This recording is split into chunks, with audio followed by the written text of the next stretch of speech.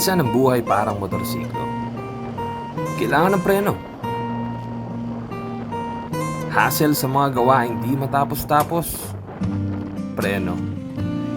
Pagod dahil sa mga schoolworks at office works. Preno. Hassle dahil pinag-OT na naman ni boss. Preno. Sawa na sa buhay at parang gusto mo na lang umayaw. Preno. Preno ka muna, kapatid.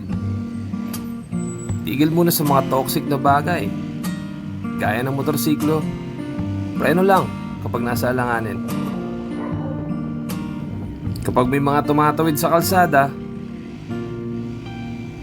kapag may intersection, kapag may chicks, o kapag may checkpoint, kapag may mga taong nangangailangan ng tulong, preno ka lang.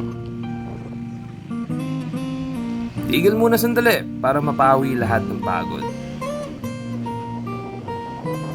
Hindi ibig sabihin na sumusuko ka na dahil sa isang paghindo. Dahil minsan, doon mo mas nakikita ang ganda ng tanawin sa simpleng pagtitig nito. Doon mo mas makikita na sa bawat preno, mas makikita mo din ang ganda ng buhay.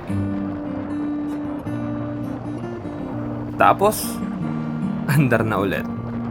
Laban lang. Tuloy ang biyahe ng buhay. Dahil ang nagwawagi ay hindi umaayaw. At ang umaayaw ay hindi nagwawagi.